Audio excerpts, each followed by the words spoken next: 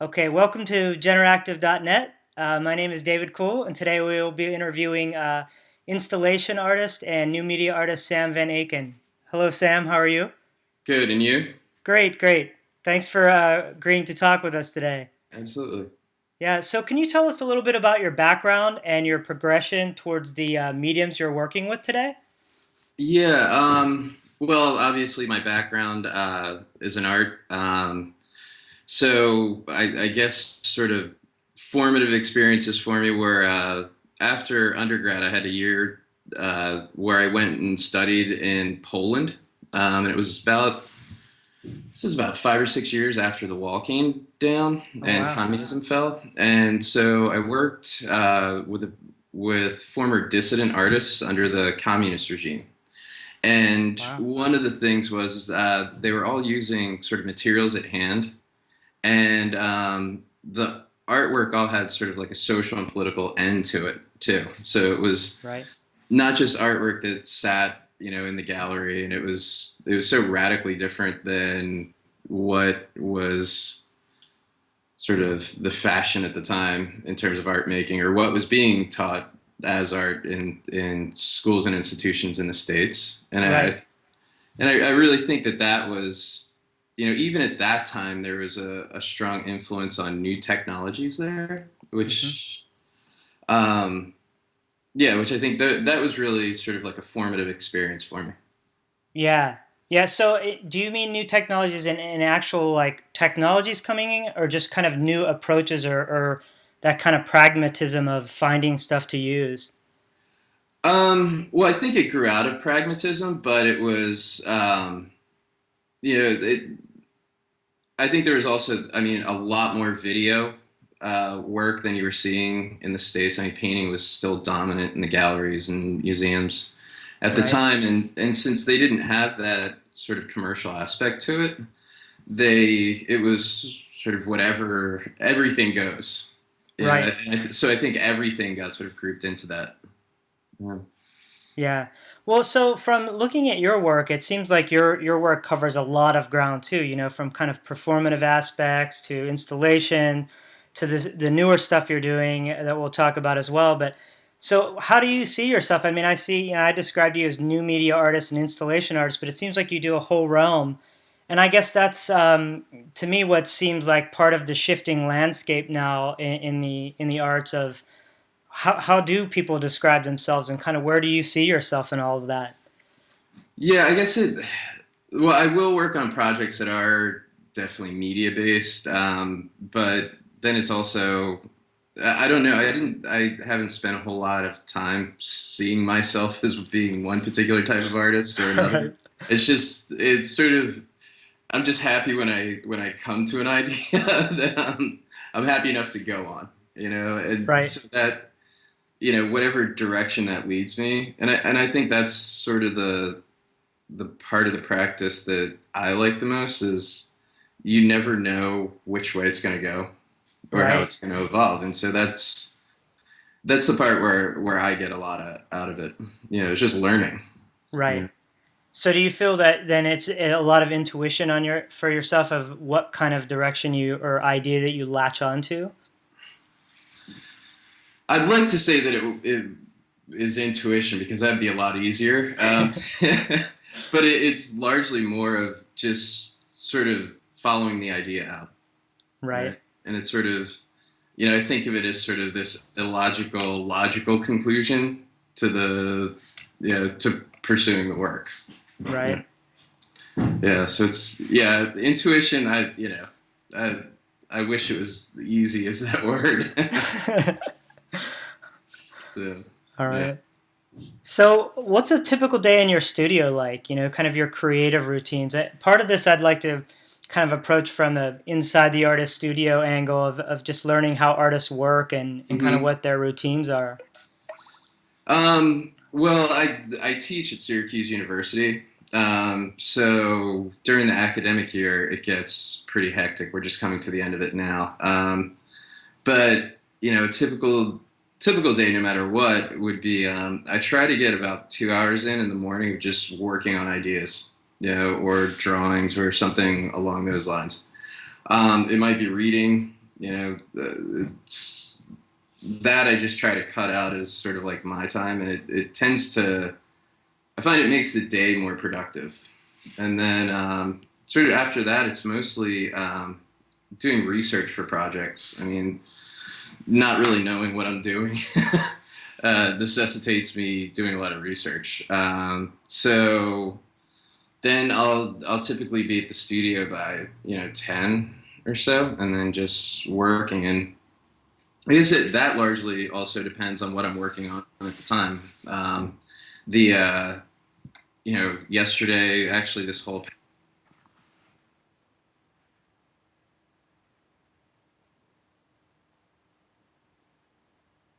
yeah, that's a big part.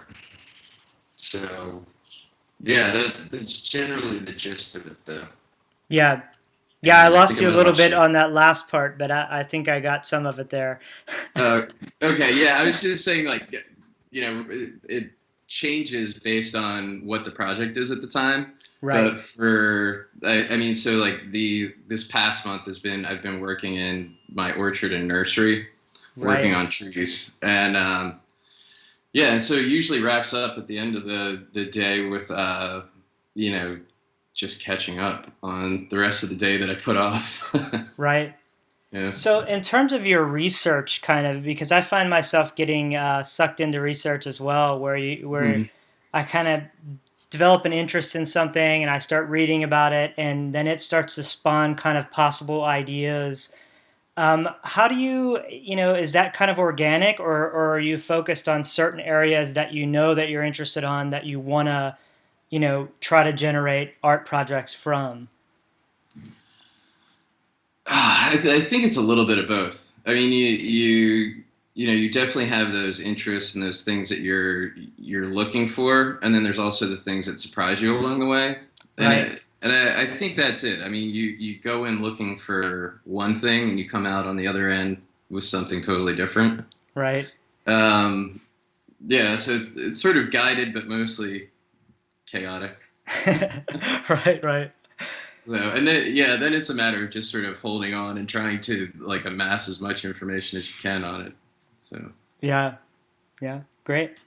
yeah, So I found your work through the installation "Oh My God," and that's kind of what spawned this interview for me, because I found it to be, generative in kind of the way I'm approaching this website, in the way that it grabs audio files randomly and kind of plays them and from yeah, different media sources. And so, it'd be great to hear kind of how your process was to come to that idea, and then kind of what maybe versions you went through, because it's a rather large installation, yeah, and then kind of like the technology behind it. I mean, I've seen a few photos and things, but I'd be fascinated from the tech geek end to just kind of hear how you technically achieved it, and then if you had to learn those skills, or if it's just something that you knew about, or what have you. yeah. Oh wow, where to start? Okay. I guess it really started with that phrase, "Oh my God," and it was actually the first time I really thought about it was on September 11th All when right. there was that video. It was shot from New Jersey of the second plane crashing into the tower, and it's once I knew that like family and friends in Lower Manhattan were okay. Um, One thing I started to look at was they just kept playing that clip over and over on TV to the point where the video it almost became numbing, but that audio still was just yeah, it sends chills down your spine. Yeah, just cuts through Um, you. Yeah. and so at the time, I had just been in Manhattan, and then I had taken a job up in Maine. So I was like in the middle of nowhere in Maine, and this idea came across my head of like I don't even know if this thing, this could all be an artifice. I would have no idea being in isolated Maine, and I started to look at the way that phrase is used because it's a throwaway phrase, but then it's something that has like extreme joy or extreme horror. Right. And a lot of my work at the time was really focused on that idea of between, like inhabiting this sort of between space. And so that phrase being so ambiguous and having so many significance, I thought was pretty interesting because it all depends entirely on your interpretation of it. And Right. it's, I mean, doing a lot of research in porn and horror movies, Yeah. or news accounts, like when you take the video away and you just play the track, it's hard. It's very hard to tell. Like, is this terror? Is this ecstasy? Right.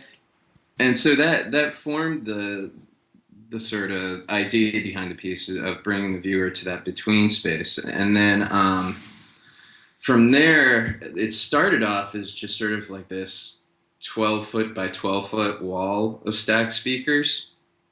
And the initial tests were just using 3 CD players. Hmm.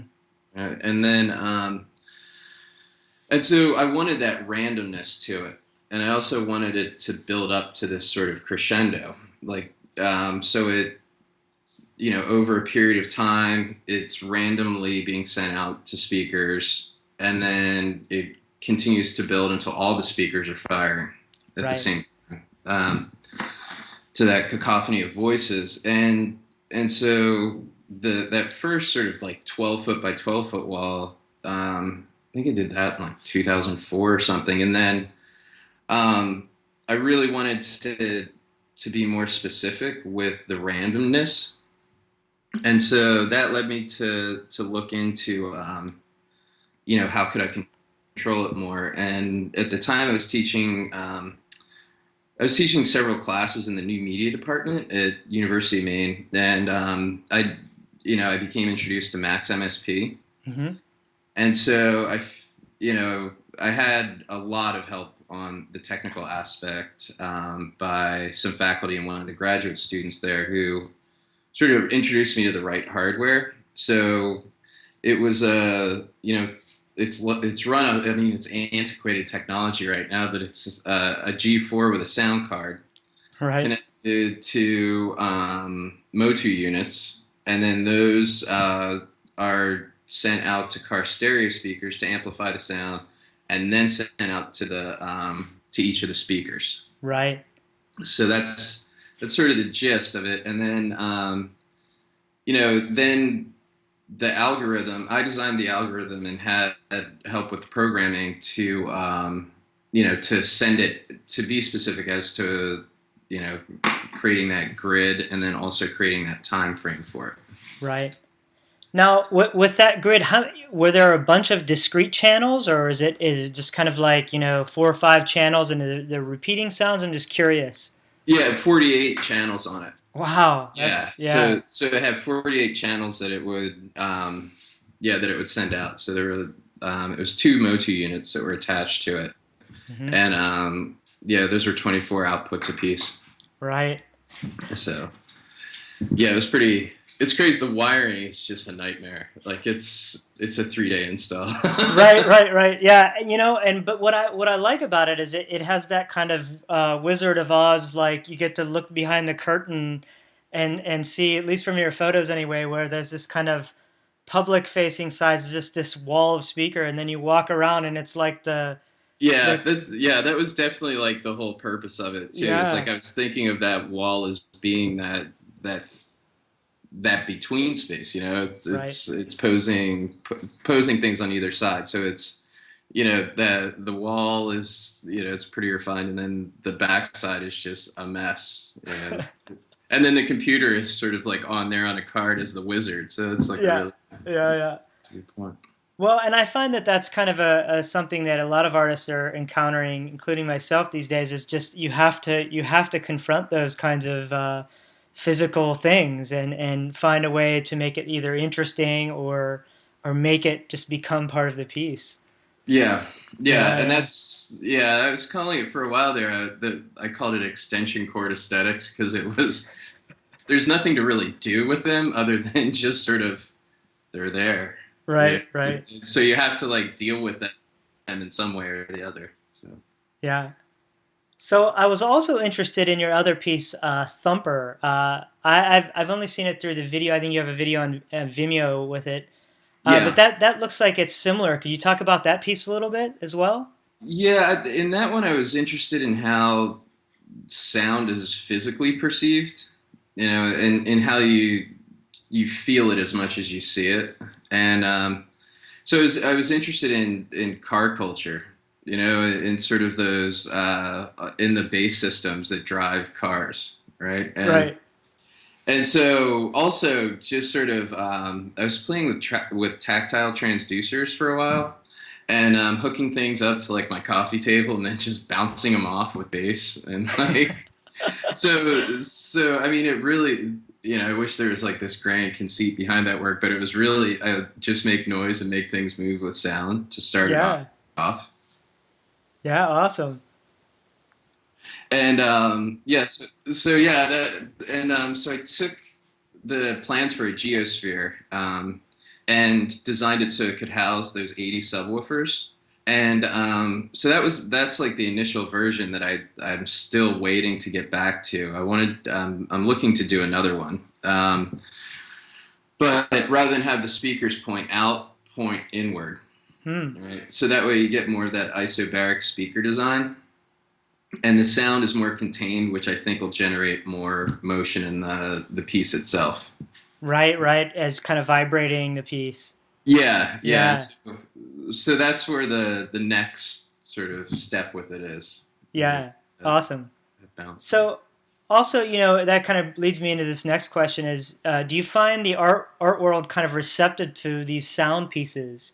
Because it seems like, I've worked with some sound pieces as well, and it seems like, galleries think hate this stuff because it's just, especially if you're doing a group show, it's like invades spaces and drives Yeah, museum staff crazy. And, yeah. how do you deal with that?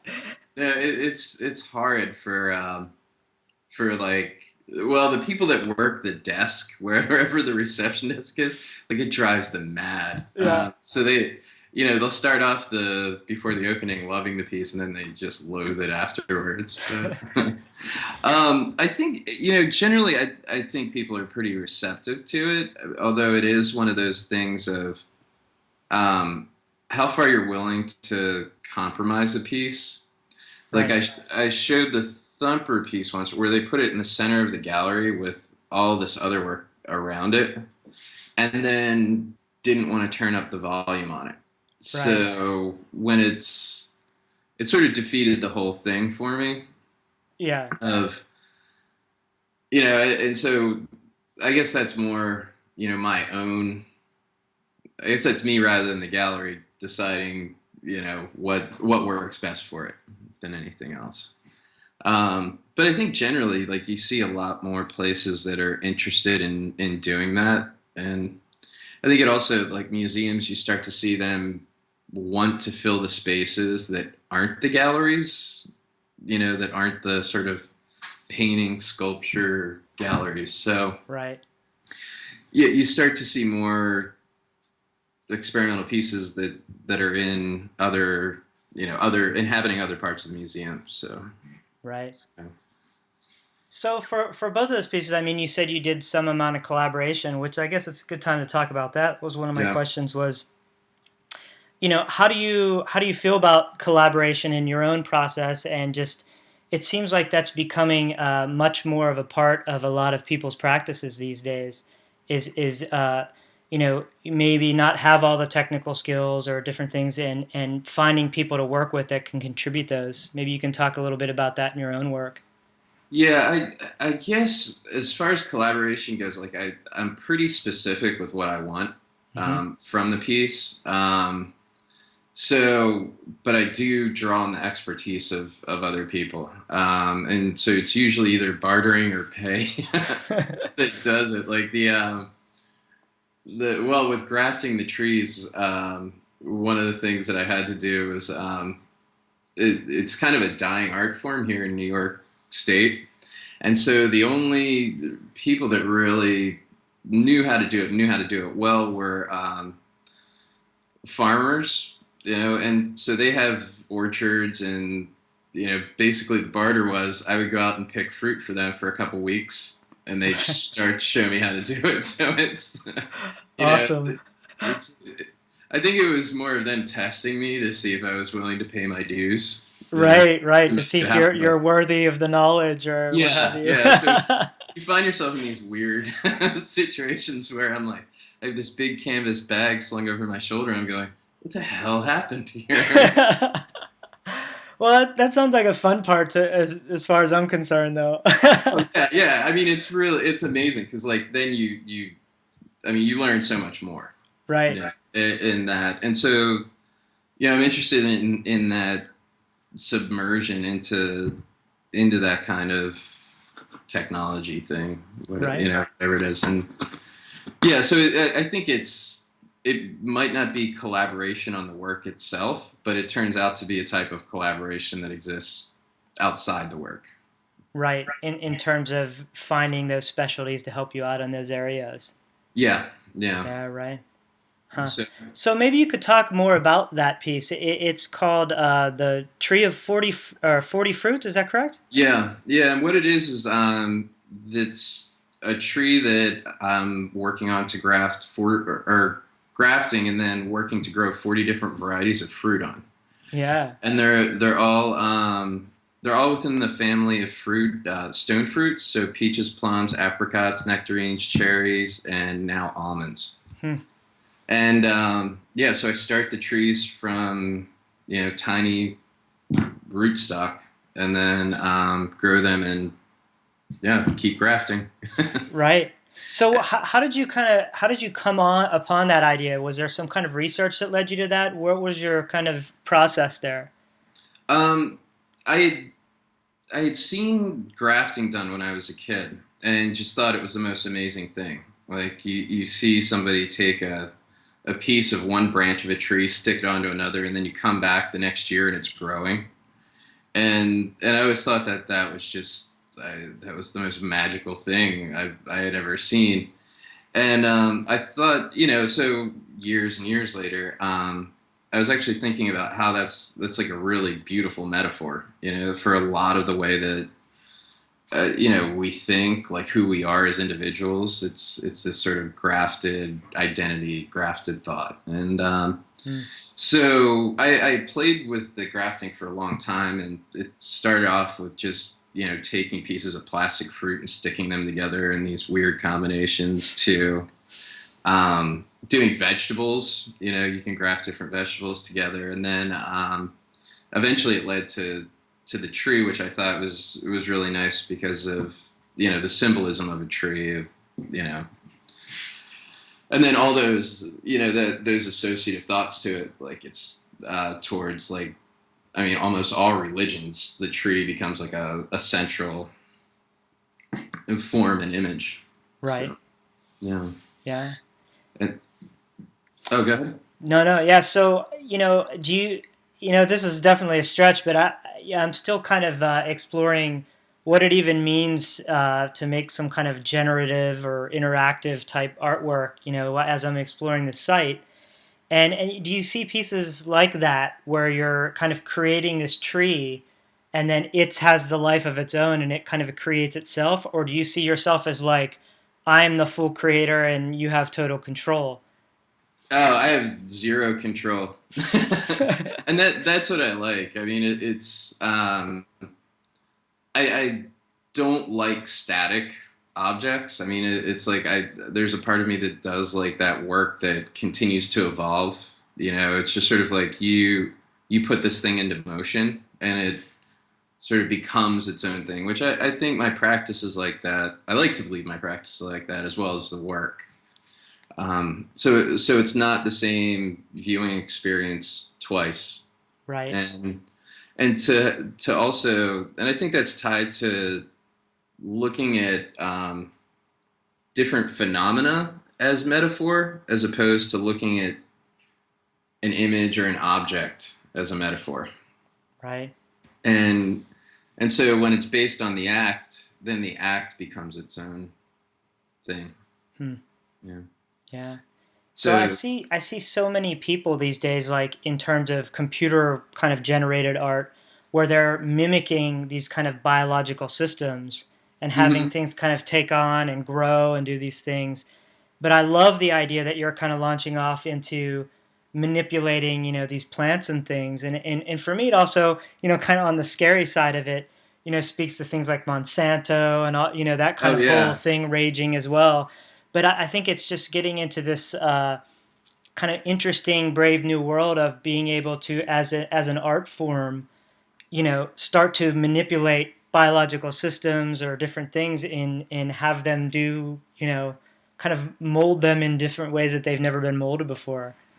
Yeah, it's although I mean the no, I totally buy onto that thing where it's actually working like you're not working with a artifice so much as you're working with something lived, Hmm. and that really I'm really interested in that idea, but um, yeah, I thought about that a lot too with that idea of grafting and doing sort of genetic manipulation, Hmm.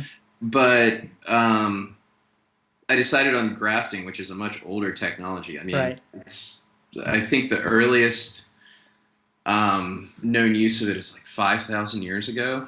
Right. Like, so it's um, and they don't the trees don't reproduce either. So they still each individual branch maintains its own genetic identity, Right. and yeah, but the idea of shaping real experiences that that to me is really interesting. As opposed to them being these sort of models of how nature works. I'm interested in how you can take nature, manipulate it, and then it turns into something that not only shapes experience but also how you think. So Right. Fascinating. So, do you have a future plan of where these trees might live permanently, or? yeah, there's I've decided on a I'm going to do an addition of 40 trees, 40 trees and 40 fruit. Right. And then I've been fortunate enough to place about 10 of them, and they're sort of all over the place, all over the country. And so, yeah, eventually I'd hope to place all of them. Because once they're planted and sited, another aspect of the project is it becomes this weird form of conservancy. Hmm. The One of the things that I got into with the project was, and this is sort of like a totally strange offshoot, was I found out that a lot of agriculture becomes centralized to specific areas. So I'm in central New York, and it used to be it used to be the place to grow stone fruits in the United States. Well, that has since moved out to California. Yeah, California. And in that time, there were all these like sort of heirloom species of fruit that were developed that are now dying off because they're tearing out orchards all over the place. And then I started working with Cornell to find out that they had one of the last sort of archives of all these heirloom species, and they were going to tear out their orchard. So I decided I would take it over for a few years until I could graft their varieties onto my trees. So that's how it initially started. But then with each of the individual trees, what I try to do is go to orchards around the area and collect varieties from around that location and graft them all onto the tree wherever it's placed. Right. So, as part of this project, I mean, I'm curious to whether is just the tree the final output, or do you document your research? Do you document some of the things you're doing as part of the project in some way and present that as well, or is it just the tree as the output? Yeah, I've documented. Yeah, it's weird. I've been documenting sort of like every aspect without really knowing where it's going. Hmm. There isn't really a record of what the blossoms or fruit look like from all of these trees. So I've been photographing the blossoms, photographing the fruit, and then also there hasn't really been any research on the compatibility that exists between species of stone fruit. So that's actually been pretty interesting because people they really don't know. There's a lot of guesses as to how it might work, Hmm. but not really any sort of definitive, you know, yeah, definitive research done on it. So it's I Right. figure since I'm already doing it, I might as well finish it out and just sort of like make some sort of knowledge that comes from it. Yeah.